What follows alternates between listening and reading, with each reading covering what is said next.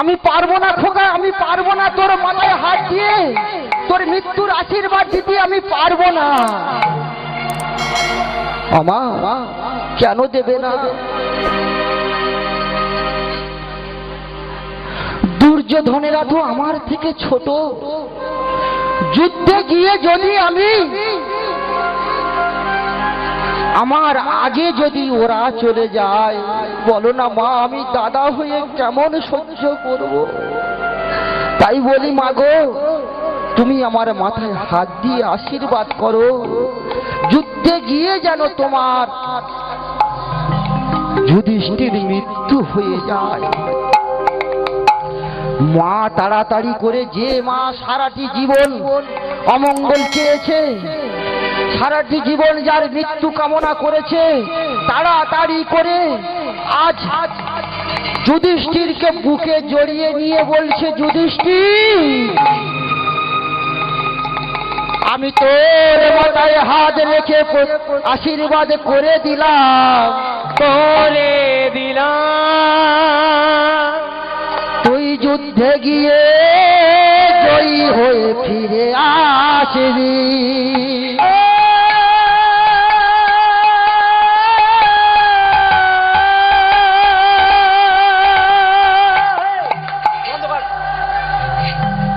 যে পক্ষে কৃষ্ণ রায় সেই পক্ষের জয়ী হয়, তুই জয়ী হয়ে ফিরে আসবি। ছুটতে ছুটতে চলেছে কোথায়? মায়ের কাছে আশীর্বাদ পেয়ে ছুটতে ছুটতে কোথায় চলেছে?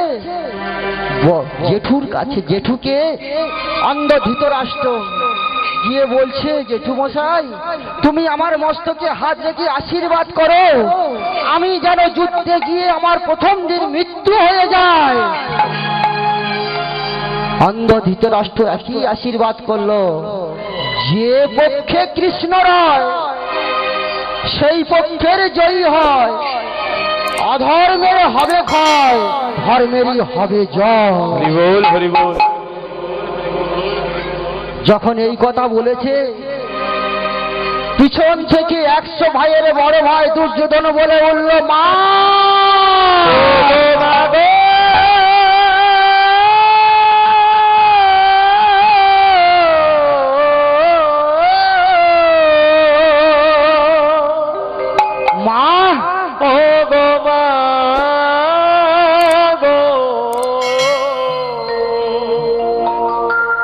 তুমি কি করলে?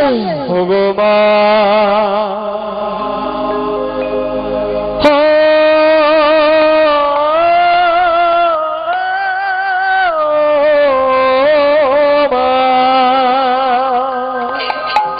মা, তুমি তোমার শত্রুপক্ষকে আশীর্বাদ করে দিলে।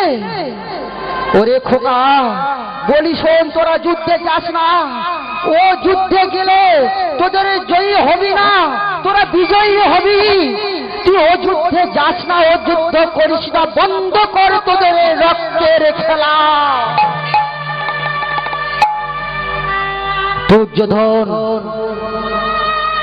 অহংকারে নিয়ে বলল, মা বাবা, তোমাদের চরণে দূর থেকে প্রণাম করে যাচ্ছি। আমা দূর থেকে প্রণাম করে চলে গেল। আর যুধিষ্ঠির মৃত্যু কামনা করে নিজের মৃত্যুটাকে চেয়ে নিয়ে মায়ের চরণের ধুলে একটু মাথায় দিয়েছে। বলো মা, জয়ী কাঁদে। সেই ধুলা গৌর হরি আজ পাবার জন্য আজ নগরে নগরে রাস্তায় রাস্তায় গড়াগড়ি খাচ্ছে, নিজে আচরি ধর্ম জীবেরে শিখাইছে। কি বলেছে না? বলেছে, ও নাম ধগলরে বদনে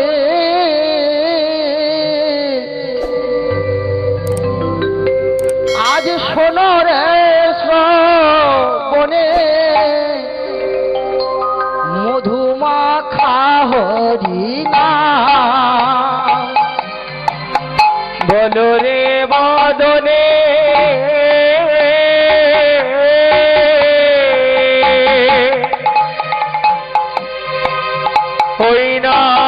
শোনো রে শ্রবণে মধুমাখা কৃষ্ণ নামের প্রভাবে জ্বালা দূরে যাবে, নামের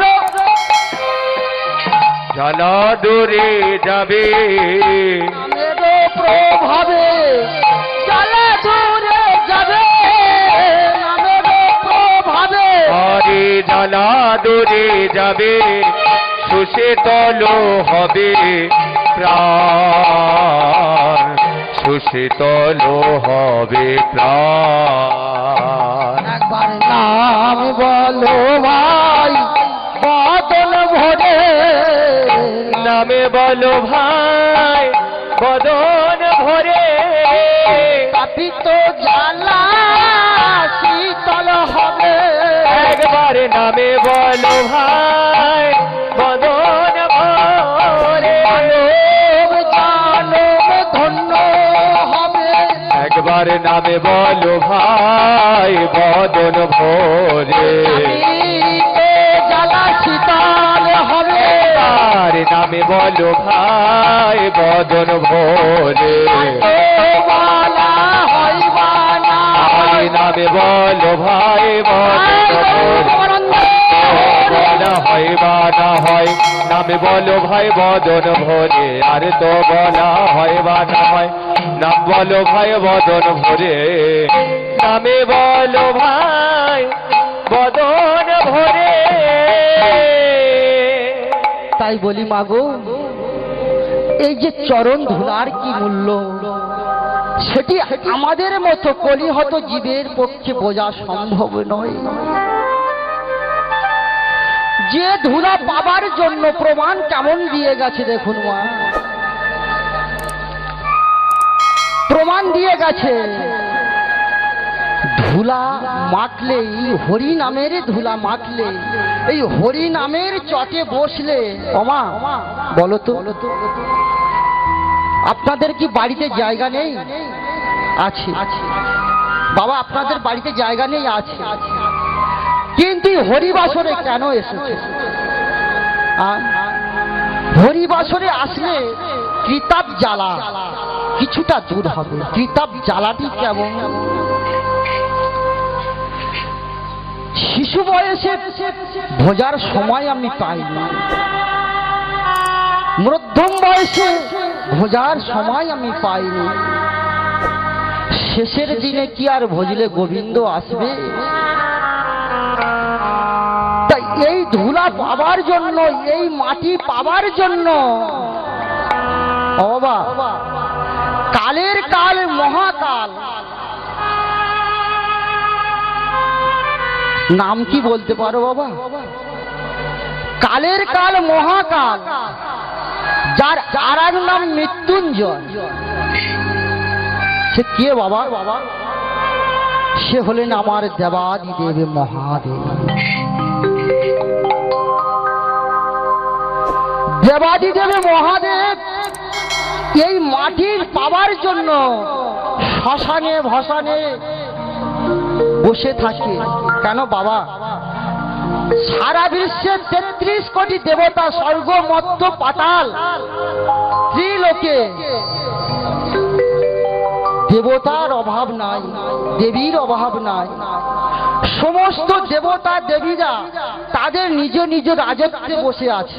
হরি বল হরি বল। কিন্তু বাবা একবার ভেবে দেখো,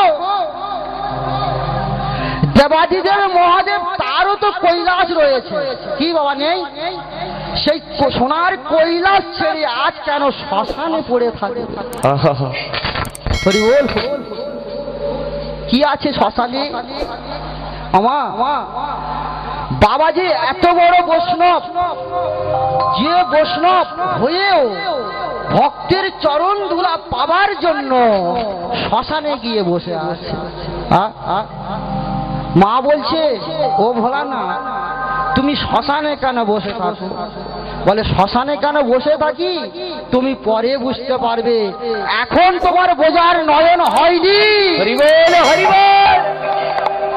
আমার যিনি বিশ্ব জননী তাঁকে বলছে তোমার এখনো বোঝার ক্ষমতাই হয় না। ভোলানাথ শ্মশানে বসে থাকি এই কারণেই ভোলানাথ সারাটি জীবন ধরে ওই রাম গুণগান কীর্তন করেই করতে করতে চলেছে, কিন্তু রাম নাম গেয়েও তার মনের তৃপ্তি মিটছে না। সেই জন্য ভোলানাথ আর শ্মশানবাসী হয়ে শ্মশানে পড়ে রয়েছে। কেন? আপনাদের মতো কোনো সাধু গুরু বৈষ্ণব মারা গেলে দেখবেন শ্মশানে নিয়ে যাবে, তবে কিন্তু মাগো এখন কারেন্টের চুল্লি হয়ে গেছে তো দিলে 45 মিনিটের মধ্যে শেষ। যাই হোক, যখন কাঠে পড়ানো হতো বহু বহু বহু যুগ দিয়ে হয়ে আসছে, যখন ওই মৃত মানুষটাকে নিয়ে শ্মশানে দাহ করা হয়, আর দাহ করার পরে সবাই যখন ফিরে আসে ঘরে, ভোলানাথ ওই ছাই ভস্যটাকে কি করে জানো মা? খুঁজে খুঁজে দেখে যদি কোনো কৃষ্ণ ভক্তের একটি হাড় পড়ে থাকে, যদি কৃপা করে আমার জন্য কেহ রেখে যায়, তাহলে ওই কৃষ্ণ ভক্তের হাড়ে খাড়ি নিয়ে আমার কণ্ঠের কাঠির মতো বেঁধে রাখি। ওম নমঃ শিবায়, ওম নমঃ শিবায়, ওম নমঃ শিবায়, ওম নমঃ শিবায়, ওম নমঃ শিবায়, ওম নমঃ শিবায়। সত্যম শিবম সুন্দরম, সত্যম শিবম সুন্দরম, ওম নমঃ শিবায়, ওম নমঃ শিবায়, ওম নমঃ শিবায়, ওম নমঃ শিবায়। সত্যম শিবম সুন্দরম, সত্যম শিবম সুন্দরম,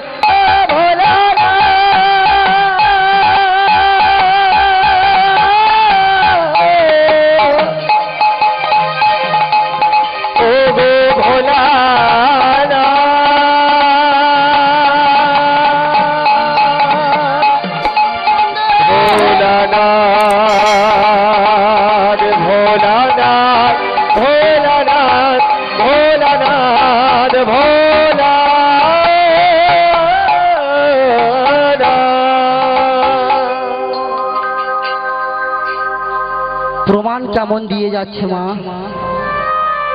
দেখবে। একদিন কৈলাসে এই যে মাটির কি দাম, বৃন্দাবনে বসে আছি আমরা সবাই, আমরা গাইতে এসেছি, আপনারা শ্রবণ করতে এসেছি, বৃন্দাবনে এসেছি, বৃন্দাবনের মাটির কি দাম আগে বুঝতে হবে যে বৃন্দাবনে বসে আছি, বৃন্দাবনের মাটির কি দাম। আচ্ছা মা বলুন তো, আপনারা কারা কারা বৃন্দাবনে গেছেন একবার হাত তুলে দেখাবেন? আচ্ছা আচ্ছা, তা মাগো বৃন্দাবনে শুনেছি এখনো পর্যন্ত নাকি গুপ্ত বৃন্দাবন রয়েছে। সেই বৃন্দাবনে আজও নাকি শ্যামের বাঁশি বাজে, আজও নাকি অষ্টসখী নিয়ে সেখানে লীলা করি। প্রাণ গোবিন্দের সেই লীলা যে যে দেখবে সে আর বেঁচে ফিরে আসবে। হরি বল, হরি বল। তা আগে বলুন মা, যখন আপনারা বৃন্দাবনের পথে চলেছে, বাড়ি তো আপন আপন ছেলে পুত্র মেয়ে বউ বাচ্চা সবার তো ঘরে রয়েছে, যাবার সময় রাস্তায় যেতে যেতে কেউ যদি বলে বাবা কোথায় যাচ্ছ, কি বলি আমরা? আমরা বৃন্দাবন দর্শনে যাচ্ছি। হরি বল, হরি বল। কি বাবা বলি তো, আমরা বৃন্দাবন দর্শনে যাচ্ছি। কেউ একবারও বলছি না আমি রাধারানী দর্শনে যাচ্ছি, কেউ বলছে না একবার আমি কৃষ্ণ দর্শনে যাচ্ছি। অত সোজা নয় বাবা, অত সোজা নয়। বৃন্দাবনে যাবার সময় কেউ যদি পিছন থেকে জিজ্ঞাসা করে কোথায় চলেছো, আমি রাধারানী দর্শনে যাচ্ছি, তবে তো তোমার রাধারানী কৃপা করবে গো। যদি বলো আমি কৃষ্ণ দর্শনে যাচ্ছি, তবে তো কৃষ্ণ দর্শন দেবে, নতুবা কি তুমি বৃন্দাবনে কি দেখবে? যা আছে বৃন্দাবনে তা আছে এই দেহ ভাণ্ডে। বৃন্দাবনে যা আছে দেহ ভাণ্ডেও তাই আছে। কেমন করে বলছে মা গো, দেখুন মা, আসতে বাবা, দেহ ভাণ্ডে আছে তাই কি বলছি, আমরা দেখবেন বাবা যে যার হাতের 3.5 হাত, এছাড়া 1 আঙুল বেশি হবে না, 1 আঙুল কমও হবে না। কেমন তেমন তো এবার ভেবে দেখো বাবা, 84 কোষ বৃন্দাবন ঘুরে আসলাম, বৃন্দাবনে যা আছে, ধেনুর পাল আছে, বৃন্দাবনে যেমন কিছু শোভা আছে, মনে ভাবলে আমাদেরই এখানে সেই শোভাটি রয়েছে। কিন্তু বাবা একবার ভেবে দেখো, বৃন্দাবনে যা আছে আমাদের দেহ ভাণ্ডে তাই আছে। কেমন ভাবে প্রমাণ দিচ্ছে দেখুন বাবা, প্রমাণ বাবা, মিথ্যা কথা বলে যাব না বাবা, অপ্রমাণ দিয়ে যাব না, প্রমাণ দিয়ে যাব। কেমন বলছি, একটি মানুষ যে যার হাতের 3.5 হাত, সে যত খাটো হোক আর যতটাই লম্বা হোক, যে যার হাতের 3.5 হাত, বসে বসে বাবা মিলিয়ে নেবেন আপনারা, 24 আঙুলে হয় 1 হাত। 24 আঙুলে যদি 1 হাত হয়, তাহলে 3 24 কত বাবা? 3 হাতে ধরি আগে, তারপর হাফাত আসি, তাহলে 3 24 72, আর কত দিলে হবে? 84 না, বলছি 3 24 72, আর 1 বিগত দিলে তবে হবে 12। তাহলে 3.5 হাতে আসছে কত? 84। তাই যা আছে বৃন্দাবন ভাণ্ডে তা আছে আমাদের দেহ ভাণ্ডে, যা আছে বিশ্ব ব্রহ্মাণ্ডে তাও আছে দেহ ভাণ্ডে। সেই জন্য বলেছে যে বৃন্দাবনে যাওয়ার আগে রাধারানীর নাম করতে করতে যেতে হয়, তবে না বৃন্দাবনে গেলে ভগবান শ্রীকৃষ্ণ দেখা দেবে, নতুবা দেবে না। যাই হোক, এই ভোলানাথ আমার কি করছে? ছাই ভস্য মেখে শ্মশানে বসে আছে। এমন সময় দেবশ্রী নারদ আমার বীণা যন্ত্রটি করে লয়ে আর ঢেকির পৃষ্ঠে আরায়ণ করে চলেছে কোথায় না, ওই কৈলাসের পথে। হরি বল, হরি বল। কৃষ্ণ মুরারি হে গিরি ধারি, বনচারী মনোহর, ললিতাও ত্রিভঙ্গে, বনচারী মনোহর, ললিত ত্রিভঙ্গ। কৃষ্ণ মুরারি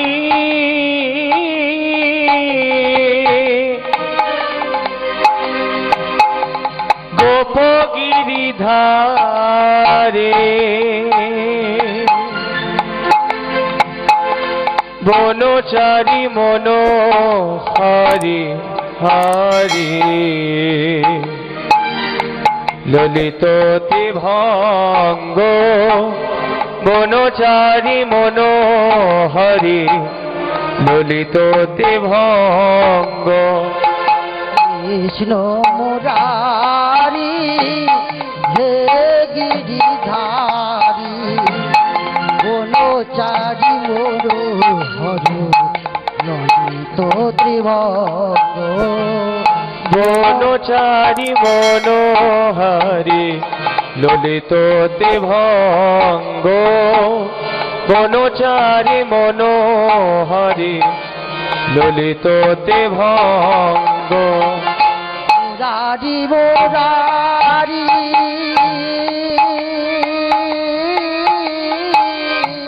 ওগো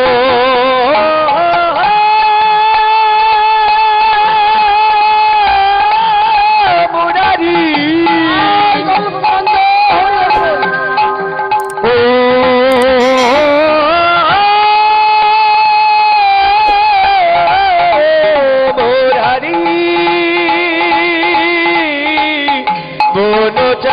মনোহারি ললিত তে ভঙ্গ বনচারী মনোহারি ললিত তে ভঙ্গ দীন দয়ালে তুমি যশোদা দুলালে তোমার গলে দোলে মালা নয়নতি ভঙ্গ বনচারে মনোহরি ললিত তে ভঙ্গ বনচারি মনোহরি ললিত তে ভঙ্গ কৃষ্ণ মুরারি গোপগিরি ধারে বনচারে মনোহরি ললিত তে ভঙ্গ বনচারে মনোহরি